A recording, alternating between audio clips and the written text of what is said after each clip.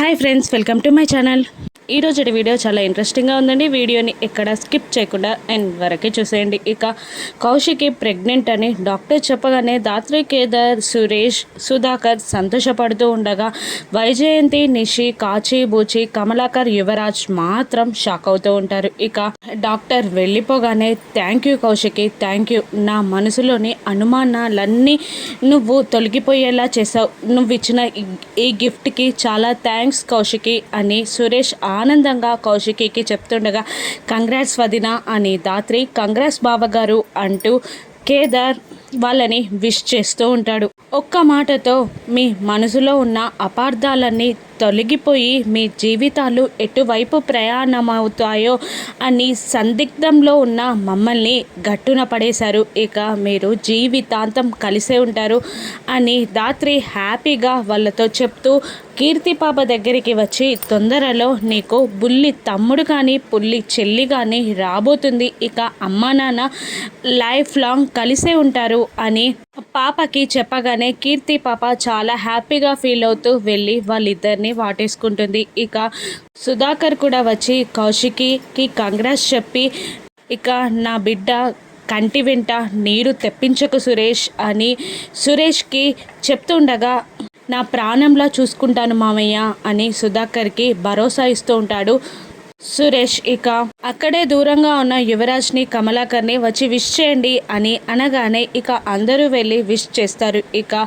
కోపం తట్టుకోలేక నిషి, వైజయంతి, కాచి, బూచి రూమ్లోకి వెళ్ళిపోతారు. ఇక చూసుకోకుండా బూచి వైజయంతి కాలుని తొక్కగానే సారీ అని చెప్తున్నా కూడా వైజయంతి వినకుండా బూచిని తిడుతూనే ఉంటుంది. ఓ మూలన కూర్చోవాల్సిన నువ్వు నన్నెందుకు ఇంతలా ఇబ్బంది పెడుతున్నావు అని అనగానే ఇప్పుడు జరుగుతున్నవే అన్నీ చూస్తుంటే మీకు నచ్చినా నచ్చకపోయినా మీరు కూడా ఆ మూలకే వచ్చేస్తారత్తయ్య అని బూచి అనేస్తాడు. ఏంటి అని వైజయంతి షాక్ అవుతుండగా మనం డైజెస్ట్ చేసుకోవడానికి కష్టమైనా కూడా అన్నయ్య చెప్పేది నిజమే, ఇంట్లో జరుగుతున్నవి అన్నీ చూస్తుంటే మనం ఆ మూలకి వెళ్ళడం గ్యారెంటీ అనిపిస్తుంది అని నిషి అంటుంటుంది. ఇక కాచి ఏమో అసలు ఉప్పు నిప్పులా ఉన్నాయా అన్నయ్య వదిన ఒకేలా కలిసిపోవడం ఏంటి, అక్క నెల తప్పడం ఏంటి, ఇదంతా విచిత్రంగా ఉంది అని కాచి అంటుండగా వాళ్ళిద్దరిని ఒకే ఇంట్లో పెట్టింది ఆ జగదత్రి,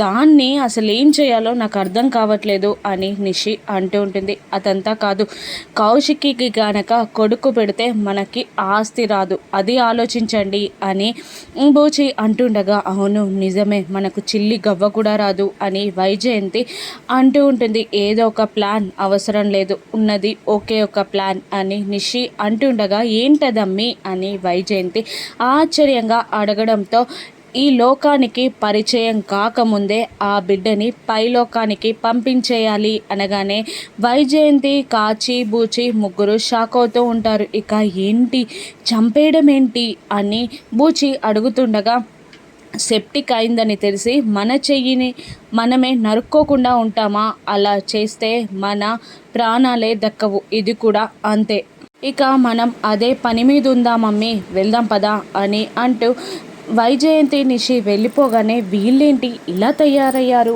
అని బూచి కాచిని అడుగుతుండగా నిండా మునిగిన వానికి చలేంటి అన్నట్టు మనం కూడా వెళ్దాం పదా వాళ్ళతో పాటు అని కాచి అంటూ ఉంటుంది. ఇక వాళ్ళందరూ హాల్లోకి నడుస్తూ ఉంటారు. ఇక హాల్లో సోఫాలో కౌశికి, సురేష్, కీర్తి పాపలని కూర్చోబెట్టి దాత్రి దిష్టి తీస్తూ ఉంటుంది. థ్యాంక్ యూ కౌశికి అని పదే పదే చెప్తూ ఉంటాడు సురేష్. ఇక దాత్రి స్వీట్స్ జ్యూస్తో వస్తుంది. కౌశికి జ్యూస్ ఇచ్చి వదిన ఇక్కడ నుంచి మీరు బుల్లి అల్లుణ్ణి మా చేతుల్లో పెట్టే వరకు మీ బాధ్యత నాదే, మీరు ఎప్పుడు ఎంత తినాలి ఎలా తినాలి అన్నది ప్రతి విషయం నేనే చూసుకుంటాను వదిన అని దాత్రి కౌశికితో అంటుండగా అలాగే అంటుంది కౌశికి. ఇక దాత్రి హ్యాపీగా స్వీట్స్ పంచుతూ ఉండగా సురేష్, కీర్తి పాప తీసుకుంటారు. సురేష్ కాస్త కౌశికి నోట్లో కూడా పెడతాడు. ఆ తర్వాత సుధాకర్కి కేదార్కి ఇచ్చిన వాళ్ళు వద్దంటారు. ఆ తర్వాత నిషి, వైజయంతి, కాచి, బూచి, యువరాజ్, కమలాకర్ కూడా ఎవ్వరు స్వీట్స్ని తీసుకోరు.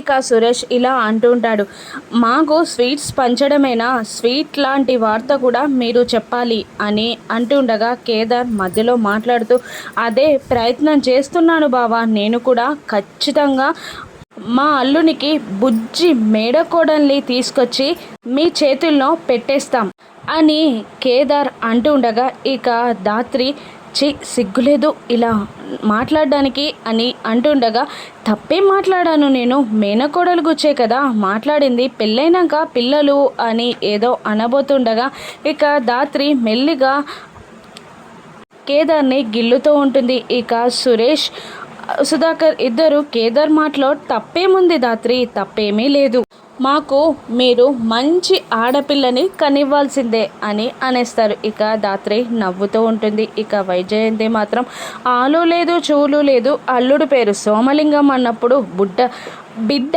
పుట్టాలి కదా ముందు అనగానే అందరూ షాక్ అయి వైజయంతి వైపు చూడగానే నిషి కోపంగా చూస్తూ ఉంటుంది. ఏంటి అత్తయ్య మీరన్నది, బిడ్డ పుట్టడం ఏంటి, అలా ఎందుకన్నారు అని అంటూ ఉండగా వైజయంతి నసుగుతూ ఉంటుంది. ఇక వెంటనే మళ్ళీ నిషి, అలా కాదు, కౌశికి వదినకి పుట్టేది ఆడపిల్లో మగపిల్లాడో తెలియదు కదా, ఆ తర్వాత మాట్లాడితే బాగుంటుందని అత్తయ్య గారి ఉద్దేశం అని నిషి ఆ మాటని కవర్ చేస్తూ ఉంటుంది. పద కౌశికి రెస్ట్ తీసుకుందు కానీ అంటూ సురేష్ లోపలికి తీసుకెళ్ళిపోతాడు. ఇక రాత్రి అవుతుంది. కేదార్ ఆలోచిస్తూ హ్యాపీగా ఊహల్లో తేలిపోతూ ఉండగా అక్కడికి ధాత్రి వస్తుంది. ఏంటి బాబుగారు ఏం ఆలోచిస్తున్నారు, భోజనానికి రారా రండి అని వెళ్ళబోతున్న ధాత్రి చేయిని కేదార్ పట్టుకొని లాగేస్తాడు. ఏంటి అని అంటుండగా, నీతో ఒకటి చెప్పాలి అని అంటూ ధాత్రి చేయిని పట్టుకొని గట్టిగా దగ్గరికి లాగబోతూ ఉండగా, మీరు అలా దగ్గరికి లాగితే నేను వినను అని ధాత్రి అనేస్తుంది. ఇక కేదార్, నువ్వు అలా దూరంగా ఉంటే నేను చెప్పను అని అంటూ, నేను గొడవ పడే మూడ్లో లేను కాబట్టి వదిలేస్తున్నాను అని ధాత్రి చేయిని వదిలేస్తాడు. అప్పుడు ధాత్రి దూరం జరగకుండా కేదార్కి దగ్గరే నిలబడి, చెప్పండి సార్ అని అంటుండగా, అది ఇప్పుడు అక్కకి మాటిచ్చాం కదా అని అంటుండగా, ఏం మాట అని ధాత్రి ఏమీ తెలియనట్టు అడుగుతూ ఉండడంతో కేదార్, అదే మేనకోడల్ని ఇస్తామని మాట ఇచ్చాం కదా, అది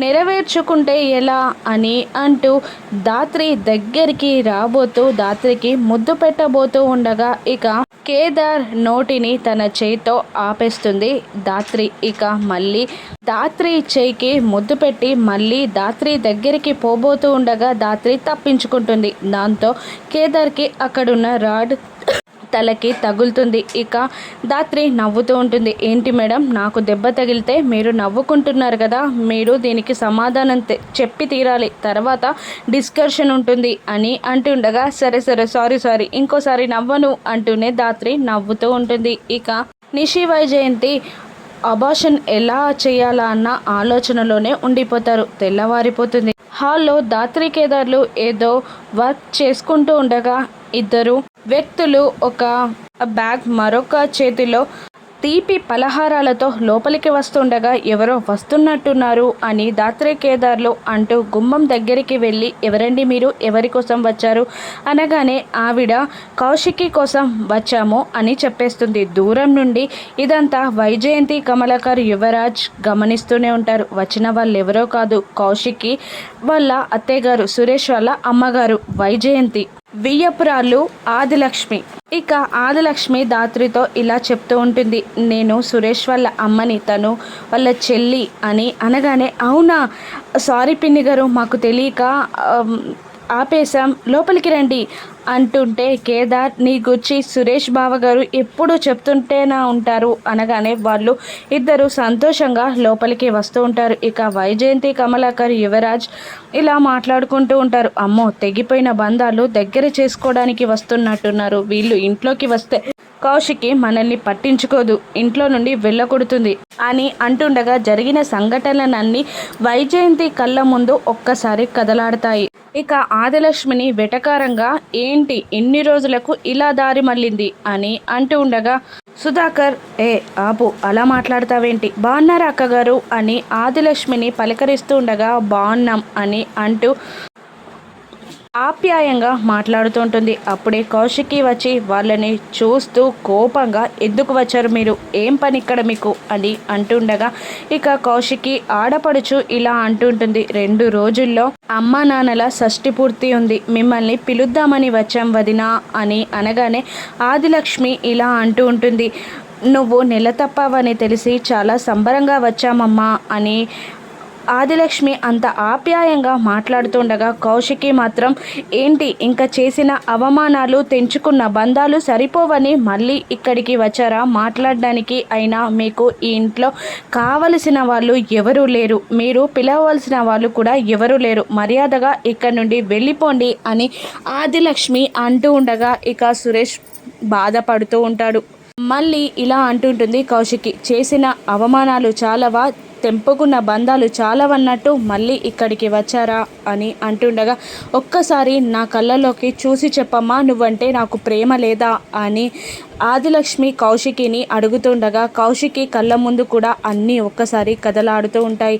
ఆదిలక్ష్మి నిజానికి కౌశికిని చాలా ప్రేమగా చూసుకునేది, కన్న కూతురులాగా అన్నం కూడా తినిపించేది. కానీ కౌశికి మాట్లాడలేకపోతూ ఉంటుంది. ఇక మధ్యలో వైజయంతి ఇలా అంటుంటుంది, ఆ రోజు మీ ఆయన మాటలు నువ్వు మర్చిపోయావేమో, మేము మర్చిపోలేదు, ఆ రోజు నోరు మెదపకుండా మళ్ళీ ఇప్పుడు ఇక్కడికి ఎందుకు వచ్చావు అని ఆదిలక్ష్మిని వైజయంతి అంటూ ఉంటుంది. ఇక కౌశికి గతంలో జరిగిన సంఘటనలేంటి వాటిని మార్చి సురేష్ కుటుంబాన్ని దాత్రి ఇంట్లోకి తీసుకురాగలదా, రాను ఎపిసోడ్స్లో చూద్దాం. Thank you for watching.